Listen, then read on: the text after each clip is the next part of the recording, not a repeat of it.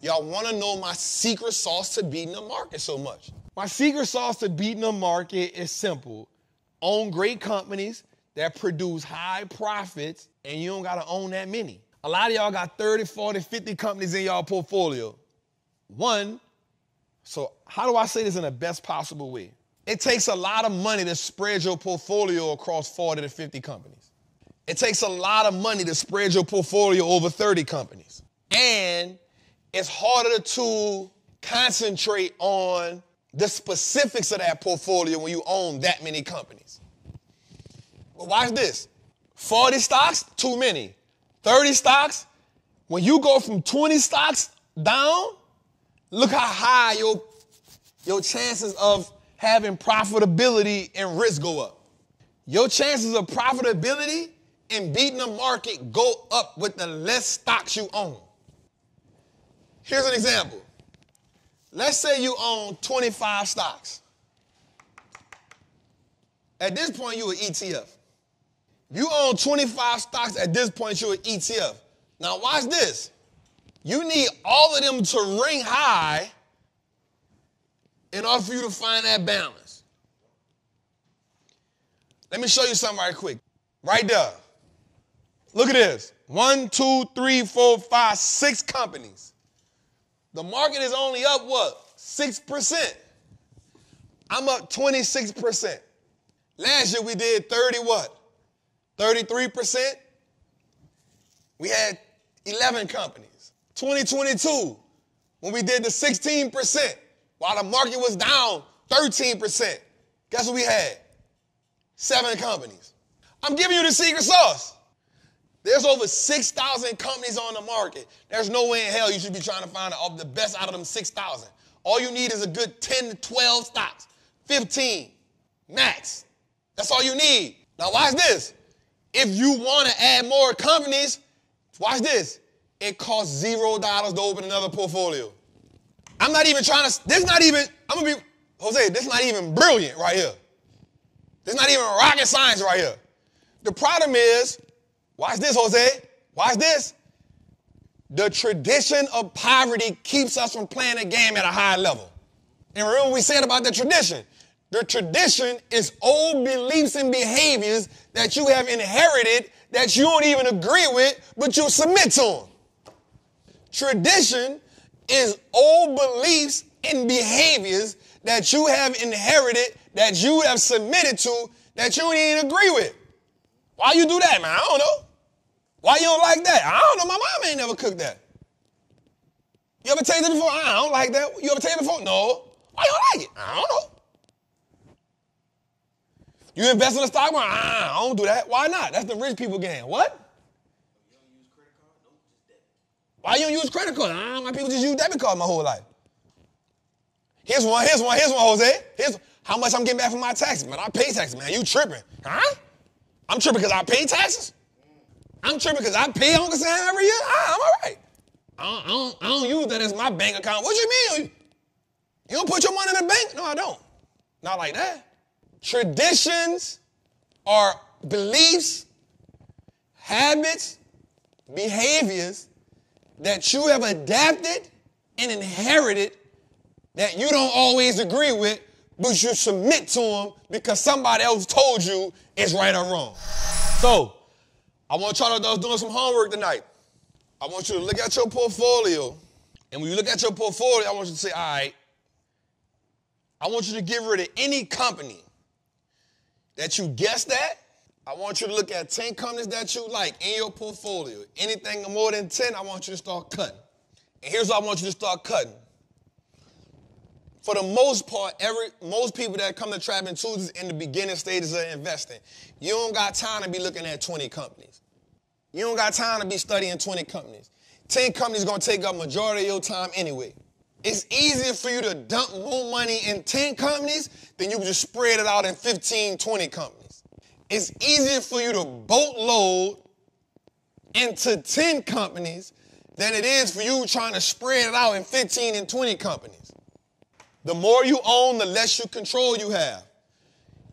It's better for you to have a concentrated portfolio. It's easier for you to pay more attention to a concentrated portfolio. Watch this, Jose. So now if you got a concentrated portfolio, let's just say you're not even on time that I'm on, where you going for deep discounts and all that. It's easier now. Let's say you bought the Apple stock or you bought something now, it pulls back. It's easy for you to dump in that instead of trying to spread it out through 20. Oh, the market pulled back. I'm trying to dump money in 15, 20 companies. No, the market pulled back. Let me boatload into this one right here. Bring my cost basis down. I'm good to go. It's easier for you to beat the market with less stocks. You want to know why?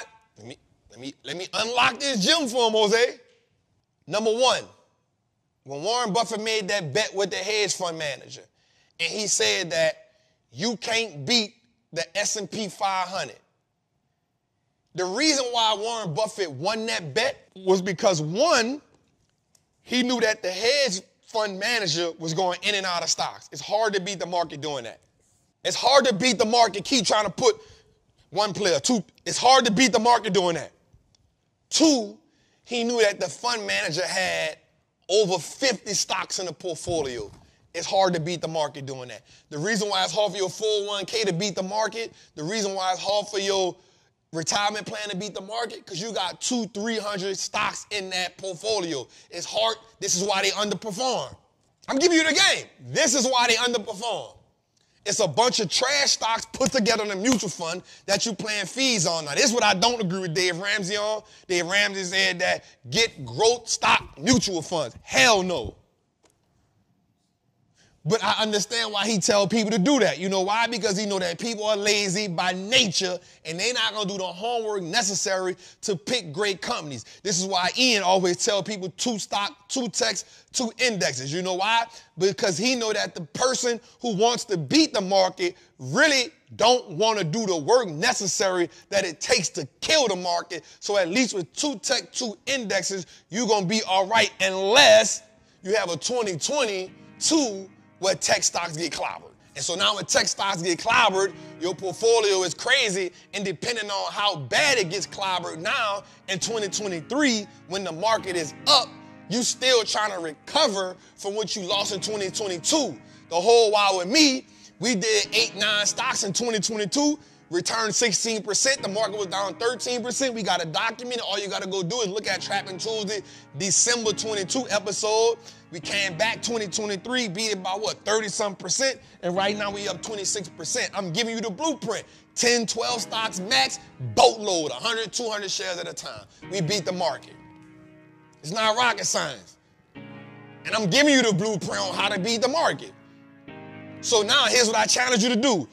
For 1 year, I want you to take your portfolio from your 401k, and I just want you to take a little bit of money every month and create a 5 to 6 stock portfolio.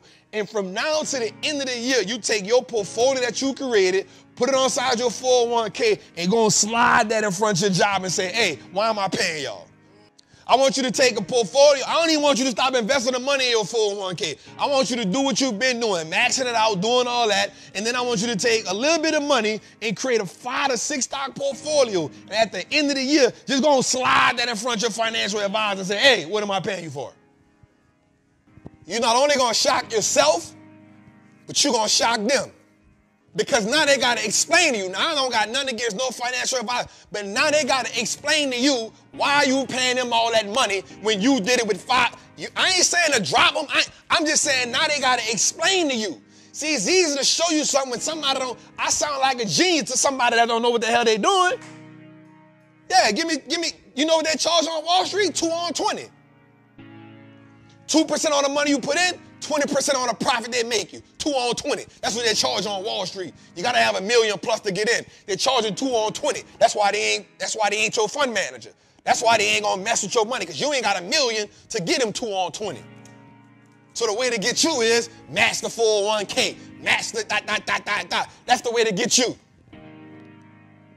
And that's why after 30 years, my man had 300,000, but in 90 days, he done turned 300,000 to 880. Just slide it in front of him. Hey, what we doing? 30 years, you gave me this. 90 days, I made this. The proof is in the pudding. Now explain to me what you did for the 30 years. That's all I'm asking. I'm not even saying fire your financial advisor. I'm not saying that. I'm just saying put a little pressure on them to make them, hey, you got to do better. Because if not, I'm going if I'm going to pay you these points on the pack, to all my people in the streets, if I'm going to pay you for pushing P, if I'm going to pay you for moving my money around, you got to at least do better than what I did.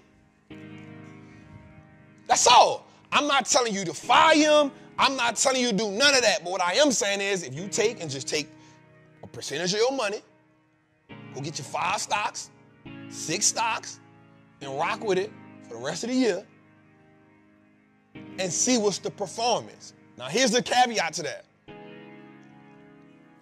If they do outperform you, I want you to do this. I want you to then see what the performance is minus the fees and the taxes.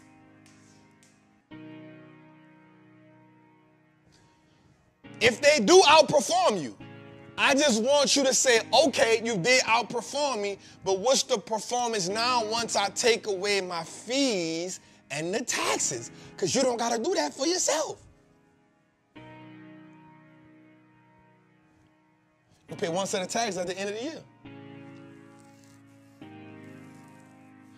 Again, I'm not telling you to fire nobody because I'm not here to take nobody's job, but I am here to empower you. Don't let nobody make money off your ignorance.